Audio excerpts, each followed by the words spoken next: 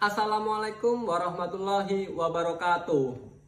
Ketemu saya lagi ya, Pak Fahmi dari Guru Sejarah. Hari ini kita akan belajar sejarah. Apa sih itu sejarah? Nah, pengertian sejarah. Kata sejarah itu berasal dari bahasa Arab yang katanya syajaratun, yang berarti pohon atau keturunan atau silsilah ya. Jadi kalau silsilah pasti digambarkan seperti pohon yang dari atas sampai ke bawah. Dalam sejarah dalam bahasa lain, yakni ada bahasa Inggris yang namanya history, yang artinya masa lampau atau masa lampau umat manusia. Dalam bahasa Yunani ada historia yang artinya belajar. Dalam bahasa Jerman Geschichte, yakni artinya sesuatu yang telah terjadi. Nah, ini kenapa yang dinamakan sejarah. Ada yang ngomong masa lampau, ada yang ngomong itu belajar maksudnya ilmu, ada yang mengatakan segala sesuatu yang telah terjadi itu. Nah, akan tapi semua sepakat tentang pengertian apa itu sejarah.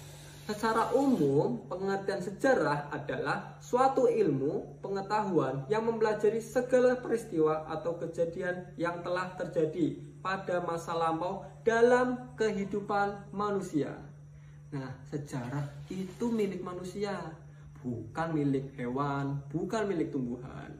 Kalau kalian melihat film dinosaurus, kalian melihat film SF, itu memang masa lalu. Akan tapi ada tidak manusia pada zaman itu?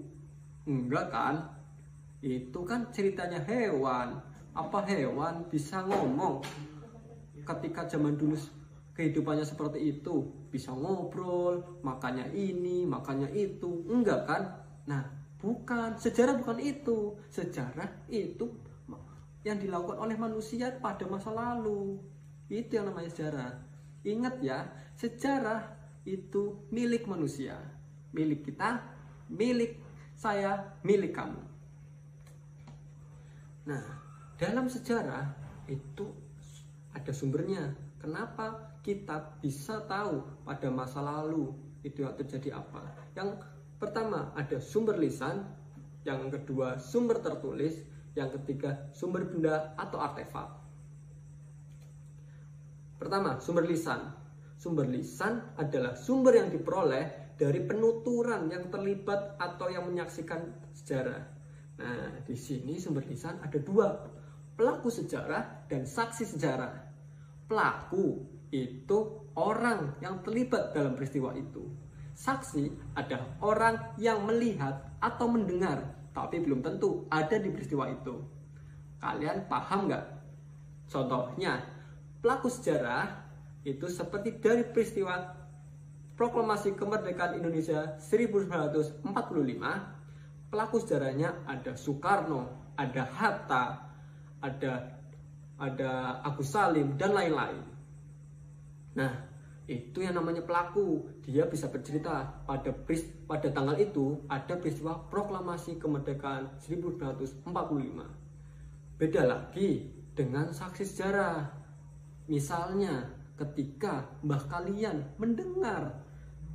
yang dulu mendengar atau melihat secara langsung Pak Karno sedang berpidato, nah itu dia bisa menceritakan zaman dulu ya nak, Pak Karno di lapangan Maeda dia pidato proklamasi yang isinya Indonesia sudah merdeka. Nah, itu yang namanya saksi sejarah. Jadi bisa kalian bedakan ya, pelaku sejarah orang yang terlibat langsung dalam peristiwa, saksi sejarah orang yang mendengar atau melihat tapi tidak ada dalam peristiwa tersebut. Maksudnya tidak terlibat langsung dalam peristiwa tersebut.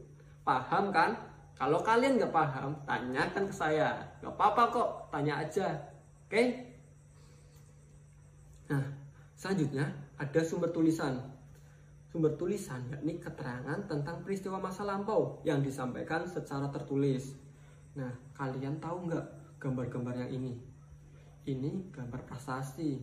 Ada juga gambar kertas proklamasi tulisan tangan Pak Karno zaman dahulu ketika masih di konsep ditulis tangan, belum diketik oleh Sayuti Meli.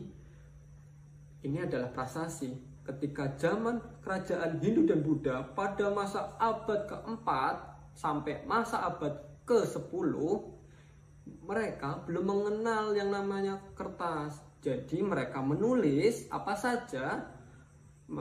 Tentu utamanya dia menulis pada masa-masa kerajaan itu di batu. Nah, ini bisa dibaca zaman sekarang oleh orang-orang ahli arkeolog. Nah, yang ketiga yakni sumber benda atau artefak. Sumber benda atau artefak adalah sumber benda yang berasal dari benda-benda kebudayaan. Bedain ya, meskipun prasasti itu benda juga, tapi kan ada tulisannya. Dan itu juga bukan benda budaya. Kalau benda budaya itu seperti tungku kompor masa lalu, neraca, dolmen, candi, pras candi, dan lain-lain. Nah, ini lihat, ini ada yang namanya neraca, ini candi, ini batu-batu yang digunakan oleh manusia praaksara untuk mempertahankan diri, untuk berburu hewan, dan lain-lain. Oke, kalian paham nggak sampai sini pembelajaran hari ini? Semoga kalian paham ya. Kalau nggak paham, tanyakan ke saya. Nggak apa-apa, di grup WhatsApp atau PC, nggak apa-apa kok. Saya nggak gigit loh.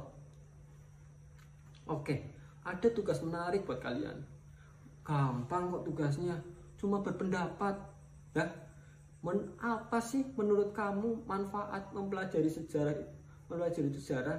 Berikan alasanmu. Nanti saya kasih link Google Form. Nanti kalian tulislah ya. Bisa. Kalian cuma berpendapat. Kamu mempelajari sejarah itu untuk apa? Manfaatnya apa? Kayak saya tadi kan, untuk tidak terjadi kesalahan yang sama di masa yang depan. Kalian cobalah, kalau kalian menggunakan alasan itu, tambahin alasan yang lain, oke? Jangan mau kalah sama saya. Terima kasih, sekian dari saya. Maaf jika ada kata-kata yang kurang berkenan. Wassalamualaikum warahmatullahi wabarakatuh.